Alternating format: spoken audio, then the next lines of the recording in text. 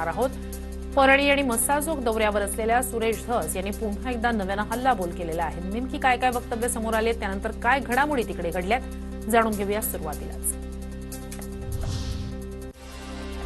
धनंजय मुंडेंची गुंडगिरी अजून संपलेली नाही, ती संपवण्यासाठी मी राजकारणात आलोय। सुरेश धस यांना काळे झेंडे दाखवल्यानंतरची प्रतिक्रिया। जेरेवाडीचं आणखी एक प्रकरण उघड करण्याचाही धस यांचा इशारा। हे गुंडगिरी या लोकांची न संपल्याचे लक्षण आहेत। संविधानामध्ये काळे झेंडे दाखवणे, तुम्हाला दाखवायचे झेंडे दाखवा ना, तुम्ही साईडला उभे राहून झेंडे दाखवा। आमदार सुरेश धस यांना परळीत काळे झेंडे, आंदोलकांकडून सुरेश धस चले जावच्या घोषणा। जातीयवाद आणि परळीची बदनामी करत असल्याचा आंदोलकांचा आरोप। धस यांची गाडी अडवण्याचा प्रयत्न, पोलीस आंदोलकांमध्ये झटापट। मस्साजोगच्या ग्रामस्थांचा सुरेश धस यांना पूर्ण पाठिंबा। धस कुणाला भेटले काही देणं घेणं नाही, धस यांच्यावर आमचा विश्वास। मस्साजोगकरांची भूमिका।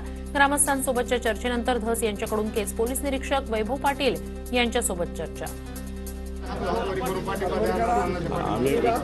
आमचा अण्णावर कसला सर्व गावाचा विश्वास आहे, सगळ्या गावाचा विश्वास आहे। अण्णा कोणाला भेटले काय भेटले काय घेतले नाही आम्हाला। वाल्मिक कराडला तुरुंगात मटण पुरवलं जात असल्याचा सुरेश धस यांचा आरोप। कराड आणि इतर आरोपींना व्हीआयपी ट्रीटमेंट देणाऱ्या अधिकाऱ्यांवर कारवाई करावी, सुरेश धस यांची मागणी। कराड आणि त्यांचे सहकारी यांना कशी व्हीआयपी ट्रीटमेंट दिली जाते याचे जवळजवळ 13 उदाहरणं हे माझ्याकडे लेखी स्वरूपात दिलेले आहेत आणि मटण पुरवल्याचे सुद्धा पुरावे त्या ठिकाणी सापडलेले आहेत।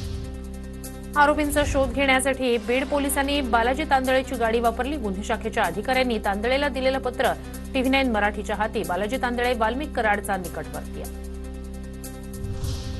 आरोपींच्या शोधासाठी माझीच गाडी पोलीस वापरत होते आणि मी सुद्धा आरोपींना पकडण्यासाठी पोलिसांच्या सोबत होतो। संतोष देशमुख हत्या प्रकरणात बालाजी तांदळेवर होणाऱ्या आरोपांनंतर तांदळेकडून खुलासा। पहिली गोष्ट तर मी वाल्मिकांना भेटायला गेलो हे चुकीचं आहे का, तर मी भेटायला गेलो नव्हतो, तर CIDने मला तपास कामी सोबत नेलं होतं। तिन्ही आरोपी जे फरार आहेत सुदर्शन भोले आणि त्या विषयी कोणाचा फोन आलता का, संपर्कात आहेत का, काय आवश्यकता का हे विचारत होते। त्या सगळ्या आरोपींना तुम्ही ओळखता? ओळखायला दोघांना ओळखतो मी। संतोष देशमुख हत्या प्रकरणातील सर्व आरोपी पोलिसांचे मित्र। PI राजेश पाटील, अधिकारी महाजन यांना सह आरोपी करा, धस यांची मागणी।